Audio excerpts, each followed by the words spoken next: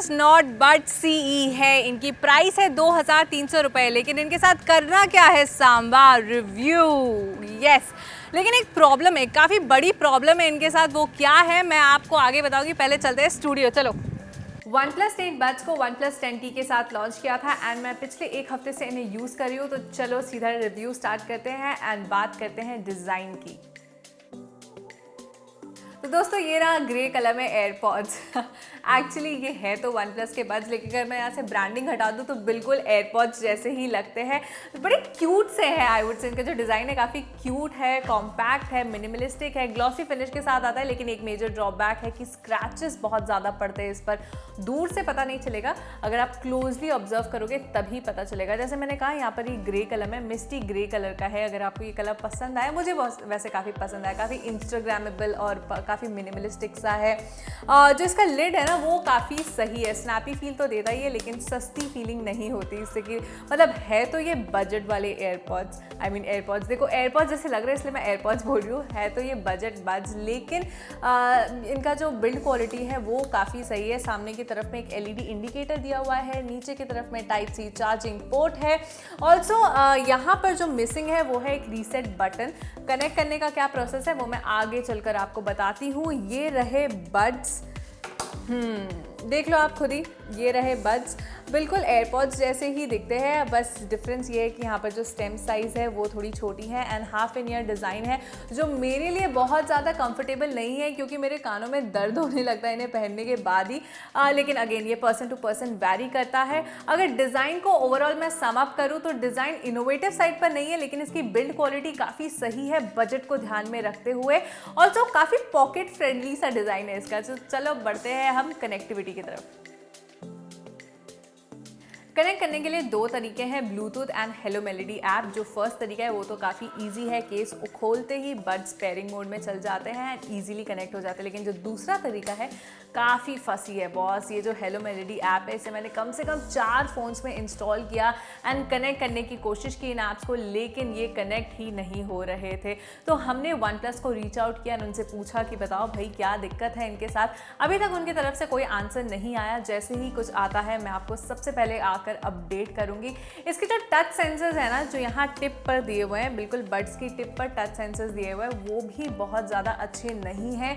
काफ़ी मुश्किल हुई मुझे गाने स्विच करने में, तो मैंने लास्ट में थक हार के फ़ोन पर ही जाकर मैंने स्विच किया है गानों को। तो कनेक्टिविटी और टच सेंसर से मैं बहुत ज़्यादा नाखुश हूँ। अब मुद्दे की बात करते हैं और देखते हैं कि इसकी ऑडियो क्वालिटी कैसी है। मुद्दे की बात पर आते हैं एंड ऑडियो क्वालिटी की बात करते हैं, बट उससे पहले थोड़ी टेक्निकलिटी की बात हो जाए। यहाँ पर 13.4 mm के डायनेमिक ड्राइवर्स हैं, 94 ms की लो लेटेंसी है एंड साथ ही AI नॉइस कैंसिलेशन है ड्यूरिंग कॉल्स।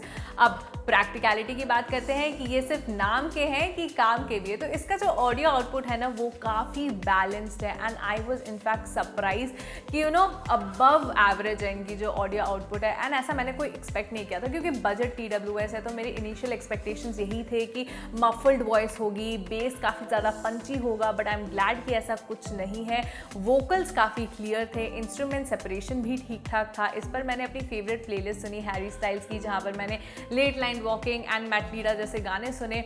वोकल्स बिल्कुल क्लियर थे एंड इंस्ट्रूमेंट सेपरेशन भी अच्छा था। अगर मैं बेस की बात करूँ तो बेस भी बहुत ही ज़्यादा ऑप्टिमम थे। ऐसा नहीं था कि base boosted songs and base जो अलग से सुनाई देता ना कानों में, वैसा कुछ नहीं था। लोज एंड हाइज एंड मिड्स भी जो थे वो काफ़ी सूदिंग थे।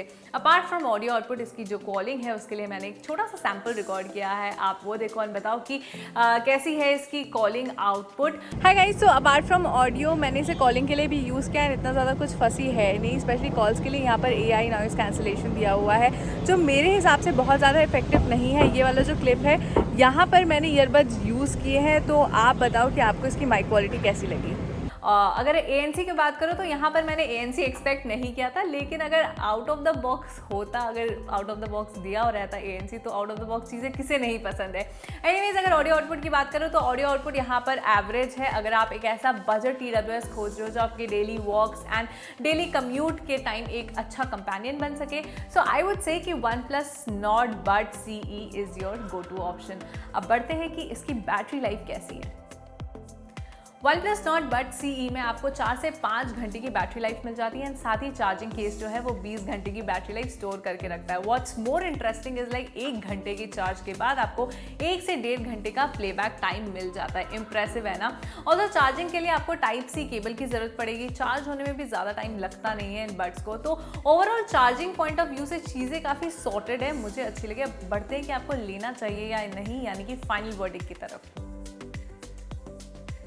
तो बात सिंपल सी है कि बजट में एक काफ़ी स्ट्रॉन्ग बिल्ड क्वालिटी वाला TWS लॉन्च किया है OnePlus ने, जिसकी ऑडियो क्वालिटी काफ़ी सही है। हालांकि इसका फिट मुझे उतना पसंद नहीं आया, बट ये पर्सन टू पर्सन वैरी करता है। लेकिन एक मेजर एरिया ऑफ कंसर्न है, वो है connectivity and touch sensors. And I strongly feel कि OnePlus को इस पर काम करने की ज़रूरत है, क्योंकि touch sensors and app integration कोई छोटी मोटी बात है नहीं कि उसे हम इग्नोर कर सके। सो फाइबर रेटिंग हुई 6.5 आउट ऑफ 10, 7 हो सकता था अगर ऐप इंटीग्रेशन अच्छा होता तो। आप बताओ आपको कैसे लगे ये कूल से मिनिमलिस्टिक TWS, कमेंट करके। मिलते हैं अगले वीडियो में, टिल देन बाय बाय।